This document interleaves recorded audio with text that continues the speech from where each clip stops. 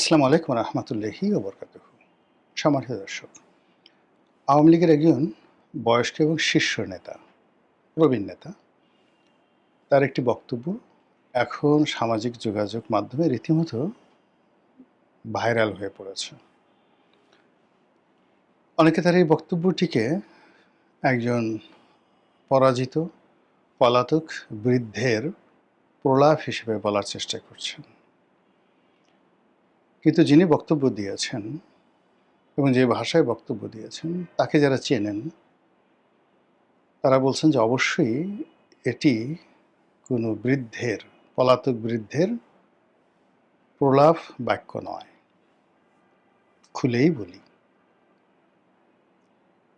আওয়ামী লীগের অন্যতম শীর্ষ নেতা মোফাজ্জেল হোসেন চৌধুরী মায়া যদি ইতিবাচক দিক ধরেন তাহলে একজন মহান মুক্তিযোদ্ধা, বীর মুক্তিযোদ্ধা, এবং এই ঢাকা শহরে 1971 সনে যে সফল যারা গেরিলা যুদ্ধ পরিচালনা করেছেন এবং পাকিস্তানি সেনাবাহিনীর ভিতরে রীতিমতো মৃত্যু ভয় যারা ঢুকিয়ে দিয়েছিলেন, তাদের মধ্যে অন্যতম এই মোফাজ্জেল হোসেন চৌধুরী মায়া। বাড়ি চাঁদপুরে, আপাদমস্তক রাজনীতিবিদ, কিন্তু একই সঙ্গে মিলিটারি কমব্যাট অপারেশন, তারপর যেটিকে বলা হয় অস্ত্রের ট্রেনিং, বোমা তৈরি করা এবং বোমা বানানো এবং বোমা মারা, এই পুরো জিনিসটিতে যে কজন লোক বাংলাদেশে এক্সপার্ট আছে তাদের মধ্যে এই মোফাজ্জেল হোসেন চৌধুরী মায়া প্রধানতম। তার যারা কর্মী ছিলেন, অন্যান্য যারা ছিলেন, অনেকেই মরে গেছেন, কিন্তু তিনি এখনও জীবিত আছেন, সবল আছেন। তারপর যেটি বললাম যে দেখুন, সেনাবাহিনীতে যারা বোমা বানায় তারা কিন্তু বোমা মারে না, আবার যারা বোমা মারে তারা কিন্তু বোমা মারার কমান্ড করে না। তো এই লোকটি বা এদের মতো কিছু লোক আছেন যারা একেবারে A to Z জানে একটা অস্ত্র তৈরি করা, গুলি করা, ফায়ার করা, সংরক্ষণ করা, এই পুরো জিনিসগুলো গেরিলা যুদ্ধের একেবারে বাংলাদেশের চেয়ে গুয়ে ভাড়া যদি ইতিবাচক অর্থে ধরেন। আর নেতিবাচক যে বিষয়গুলো যদি না বলি তো সবাই বলবো যে সে দালালি করছে। নেতিবাচক হলো যে এই ভদ্রলোকটি, তিনি, তার সন্তান, তার মেয়ের জামাতা, পুরো পরিবারটির মধ্যেই নির্মমতা, নৃশংসতা, চাঁদাবাজি, মাস্তানি, গুন্ডামি, এগুলোর যে অভিযোগ, এই অভিযোগ আওয়ামী লীগের, বিএনপির খুব কম লোকের মধ্যে আছে। আর এত সুন্দর কম্বিনেশন, ধরুন বাপ কোনো কারণে মাস্তান কিন্তু ছেলে মাস্তান হয়, এরকম আপনি দেখাতে পারবেন না। আবার ছেলে মাস্তান হয়েছে, মেয়ের জামাই মাস্তান, বা মেয়ে মাস্তান, মেয়েও মাস্তান। জাস্ট 2-3টে উদাহরণ দিলে বুঝতে পারবেন। আমার নাম রনি, তার একটা ছেলের নামও আছে রনি। তো তার মধ্যে দুটো ছেলে, এক তার মধ্যে রনি নামে যে ছেলেটি আছে আর একটা ছেলে, দুটো ছেলেই সে মারাত্মক মাস্তান। সারা বাংলাদেশে এদের মাস্তানি স্বীকৃত, এবং তারা শুধুমাত্র সিসকে মাস্তান না, তারা মাস্তানি করেছে ওই শামীম ওসমান সাহেবদের মতো মিডিয়াতে আসেনি।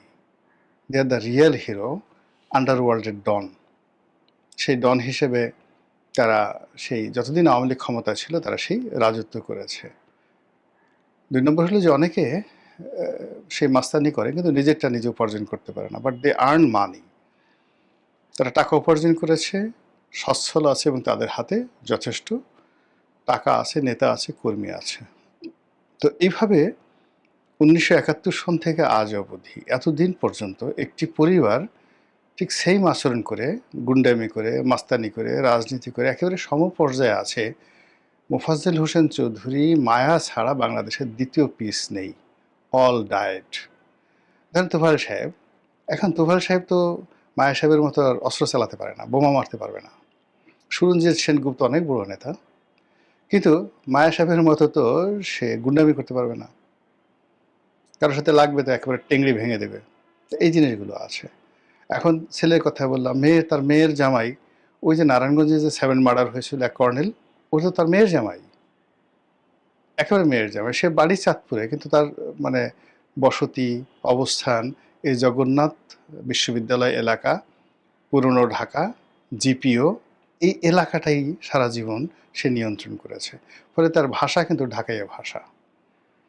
এবং স্বাধীনতার পরে এই যে তার একটা ক্যাম্প ছিল, সেই ক্যাম্পটা এই জিপিও কেন্দ্রিক এই এলাকাতে তার একটা বিশাল ক্যাম্প ছিল, এবং সেই ছিল ক্যাম্প কমান্ডার। যাকে ইচ্ছা তাকে ধরো, মারো, কাটো। ইভেন মানে কাদের সিদ্দিকী সাহেবের তো একটা জায়গা টাঙ্গাইল এলাকা, কিন্তু অ্যাজ এ হোল যদি আপনি ধরেন ন্যাশন ওয়াইড, সেখানে মোফাজ্জেল হোসেন চৌধুরী মায়া, তার যে ডিগনিটি, তার যে কমান্ড, এবং এখনও পর্যন্ত তার যে ভাবসাব, এটা সবই ছিল শুধুমাত্র শেষের দিকে এসে, যেটা হলো শেষবার তিনি একটু ধরা খেয়েছেন, বিকজ তার নির্বাচনী এলাকাতেই জেনারেল আজিজ, তো জেনারেল আজিজ ছিল, তো জেনারেল আজিজ শেষের দিকে যখন পাওয়ারফুল হয়ে গেল, পাওয়ারফুল হয়ে শেষ নমিনেশনটা জেনারেল আজিজ সেই তার পক্ষের একজন লোককে তিনি দিয়েছিলেন সম্ভবত 2018 সনে। তো সেই সময়টাতে তিনি রাজনৈতিকভাবে পিছনে ছিলেন, কিন্তু দল ছেড়ে কখনো যাননি। শেখ হাসিনার বাইরে তার কোনো চিন্তা নেই, এবং যে কোনো কর্ম করার জন্য তার সেই যোগ্যতা আছে। এবং বুড়া যত হয় মানুষ, তত দুষ্ট মানুষের তত দুষ্টামি বাড়তে থাকে, নিষ্ঠুর মানুষদের নিষ্ঠুরতা বাড়তে থাকে, জ্ঞানী মানুষের জ্ঞান বাড়তে থাকে। এখন আপনি তাকে যেভাবেই নেন না কেন, আপনি যদি তাকে ছোট শাকিল মনে করেন, তাকে যদি দাউদ ইব্রাহিম মনে করেন, তাকে যদি হাজি মাস্তান মনে করেন, মানে হোয়াট এভার মেবি, তাহলে এখন তিনি যে অবস্থাতে আছেন, তিনি জীবনের একেবারে শেষ পর্যায়ে পরিপূর্ণ অবস্থা আছেন। তো তিনি একটি ডায়ালগ দিয়েছেন, সেটা হলো ধরব গুলিস্তানে, ফেলব আজিমপুরে। এটা ফাটাকেষ্ট ডায়ালগ। ফাটাকেষ্ট ডায়লগ, সেটা হলো ফাঁকাটাকে হল যে মারবো এখানে, লাশ পড়বে শ্মশানে। মিঠুন চক্রবর্তীর একটা বিখ্যাত সিনেমা ফাটাকেষ্ট, এবং সেইটাকে আবার আমাদের দেশে হিরো আলম, মহান নায়ক, তিনি আবার এটাকে যে কি যেন তিনি একটা এভাবে ডায়লগ দিয়েছেন, ঠিক সেম ডায়লগটি অনেকটা মানে যাকে বলা হয় আকার ইঙ্গিতে এনে তিনি বলছেন ধর্ব গুলিস্থানে, ফেলবো কবরস্থানে, মানে আজিমপুরে। মানে গুলিস্থানের আমাদের অফিসের ধারের কাছ দিয়ে যে বিভিন্ন এলাকা, সেই এলাকাতে ধরে একেবারে সোজা, আর পিটনি নাই, ডাইরেক্ট ক্যাটাং ঘ্যাচাং, জানে ইন্না লিল্লা পড়ার সময় না পায়, আর কবরস্থানে মানে আজিমপুরে গিয়ে ইন্না লিল্লা দাফন করতে পারি।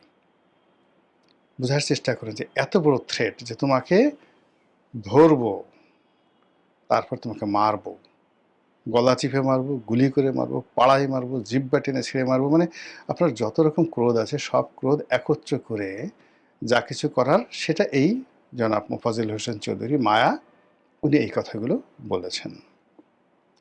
তো এটা নিয়ে ঠাট্টা করবেন না চিন্তা করবেন, বোঝার চেষ্টা করুন।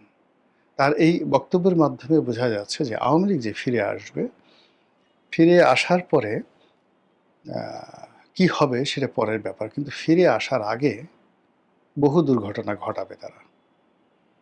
সেই দুর্ঘটনায় কারা ভুক্তভোগী হবেন আল্লাহ জানেন, আর আওয়ামী লীগের লোকজন জানেন, এর বাইরে কেউ জানে না।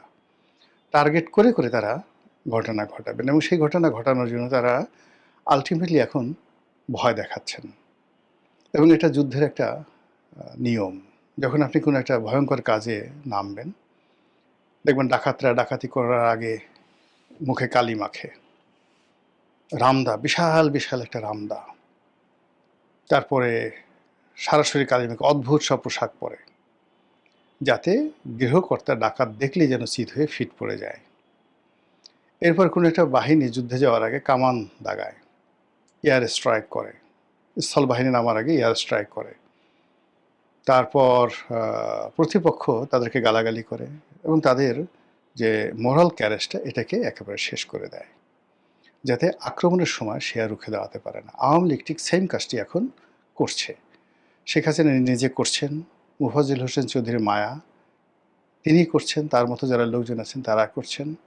আর মায়া সাহেবের মতো যারা এইভাবে কথা বলতে পারেন না, তারা যেমন ঢাকাতে বহু অপারেশন বিভিন্ন সময় চালিয়েছেন আওয়ামী লীগের পক্ষে, এরকম অনেক লোক আছে, তার মধ্যে অন্যতম জাহাঙ্গীর কবির নানক। তো তো তারা কিন্তু বসে নেই। তারা বিভিন্ন ফর্মে অপারেশন চালাচ্ছেন। মানে সেই অপারেশনগুলো কখনো মোহাম্মদপুরে, কখনো গুলিস্তানে, কখনো বিভিন্ন জায়গাতে অপারেশন চালাচ্ছেন। এবং এখানে ডিম পাড়ে হাঁসে খায় বাগডাসে। 99% অফ দেয়ার অপারেশন যার দায় পড়ছে বিএনপির উপর। আর দ্বিতীয়ত এই সকল অপারেশনে ভয় এবং আতঙ্ক তৈরি হয়ে গেছে। আপনারা বুঝতে পারছেন যে আমরা যে জিনিসগুলোকে দেখি আপাতত বিএনপির লোকজন করছে, জামাতের লোকজন করছে বা সাধারণ মানুষজন করছে বা ছিনতাইকারী করছে, বিচ্ছিন্ন ঘটনা, এগুলো যে কেবলই মাত্র বিচ্ছিন্ন ঘটনা নয়, এটা বোধ করি আপনারা একটু গভীরভাবে চিন্তা করলেই বুঝতে পারবেন। দ্বিতীয় যে বিষয়টি সেটি হলো মাঝে মধ্যে যে মুখ ঢেকে মিছিল করা, মিটিং করে, এটা মানে আওয়ামী লীগ যে মাস্টার প্ল্যান করছে, ধরবো গুলিস্থানে, ফেলবো কবরস্থানে, এটার একটা পিনাট, একটা বাদামের একটা টুকরা। তারা আরও বড় করে কোনো কিছু কাজ করার চেষ্টা করছে। এখন সরকার এই বিষয়গুলো মানে এগুলো পলিটিক্যালি এগুলো নিষ্পত্তি হয় না, এগুলো সন্ত্রাস দিয়েও নিষ্পত্তি হয় না। There is a military plan. এই বিষয়গুলো জন্য একটা সামরিক কৌশল আছে। আপনার সঙ্গে যে যেভাবে কাজ করবে তার সঙ্গে সেই কাজগুলো আপনাকে করতে হবে। তো সেই দিক থেকে বিএনপি এবং জামাত, এনসিপি, এই যে আওয়ামী লীগের যে বহুমুখী কৌশল, আপনি চিন্তা করুন আওয়ামী লীগ তো ৬৯ গণঅভ্যুত্থান ঘটিয়েছে।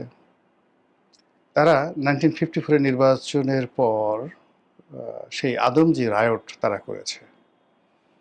তারা সেই এই আওয়ামী লীগের একটা বিরাট অংশ তারা জাসদ করেছে। এরা সর্বহারের পার্টি করেছে। এরা জাসদ দমন করেছে, এরা সর্বহারা পার্টিকে দমন করেছে। তো এই যে ধারাবাহিকভাবে আওয়ামী লীগের যারা নেতা কর্মী যারা রয়েছেন তারা চাঁদাবাজি বলেন, মাস্তানগিরি বলেন, গুন্ডামি বলেন, দখল বাণিজ্য, মানে এখন বিএনপি যেই জিনিসগুলো খাচ্ছে করছে বা বিএনপির লোকজন যেগুলোকে নিজেদের জিনিস মনে করছে, বেসিক্যালি এগুলোর ফাউন্ডেশন তো আওয়ামী লীগের করা। এগুলোর চাবিকাঠি তাদের হাতে, এগুলোর মাস্টার সুইচ তাদের হাতে। তো সেইগুলো নিয়ে যদি তারা মাত্র ২৪ ঘন্টা খুব সুন্দরভাবে খেলতে পারে, ২৪ ঘন্টা তারা যদি সেইগুলো নিয়ে যাকে বলা হয় অনিষ্ট সাধন করতে পারে, তাহলে অনেকের জন্য মানে দৌড় দিয়ে পালানোটাও দুষ্কর হয়ে যাবে। পালানোর জন্য পায়ে একটা শক্তি দরকার, সামনে একটা খোলা জায়গা থাকা দরকার, এবং মোটামুটি একটা মানসিক ভয়ের একটা জায়গা আছে। মানে বেশি ভয় পেলে কিন্তু পালানো যায় না, মানুষ শীত হয়ে শুয়ে পড়ে, হাত পা কাঁপতে থাকে। তো আওয়ামী লীগ এই জিনিসগুলো জানে, দে নো। জানার কারণে কি হচ্ছে, এই যে এতদিন পরে মোফাজ্জল হোসেন চৌধুরী মায়া যে কথাগুলো বলছে তার এই বয়সে, এটা ছেলে খেলা নয়, এটা হিরো আলমের ভাষণ নয়, বা এটা মিঠুন চক্রবর্তী যে সিনেমার ডায়ালগ দিয়েছেন সেই সিনেমার ডায়ালগ নয়। এটি এমন একজন মানুষ বলেছেন যে মানুষের এই ধরনের বহু কর্ম করার ইতিহাস আছে। সে শুধু নিজে না, তার কর্মী বাহিনী আছে, তার ছেলেরা আছে, আত্মীয় স্বজন আছে, দেয়ার আর হিউজ কানেক্টিভিটি। সেইগুলো নিয়ে এরকম একটা কথা যখন তিনি এসে প্রকাশ্যে বললেন, নিজের চেহারা দেখিয়ে, কোনো অডিও না, একেবারে চেহারা দেখিয়ে বুঝতে হবে যে এ অ্যাডামেন্ট, এই লোকটি অ্যাডামেন্ট হয়ে গেছেন এবং নিজের জীবনের বিনিময় হলো তিনি এই কাজগুলো করার চেষ্টা করছেন এবং করবেন। এখন সরকার দেখি কিভাবে এই বিষয়গুলো, বিশেষ করে আমাদের স্বরাষ্ট্রমন্ত্রী মহোদয় কিভাবে এই জিনিসগুলো মোকাবেলা করেন। আমি শুধুমাত্র জনজীবনে যাতে এই ধরনের মানে ঘটনার ছায়া না পড়ে, সরকার যাতে সতর্ক হতে পারে এবং জনগণ যাতে সচেতন হয়, এই জন্য এই কথাগুলো বলা। মহান আল্লাহ আমাদের সবাইকে হিদায়াত দান করুন এবং হেফাজত করুন। আসসালামু আলাইকুম ওয়া রাহমাতুল্লাহি ওয়া বারাকাতুহু।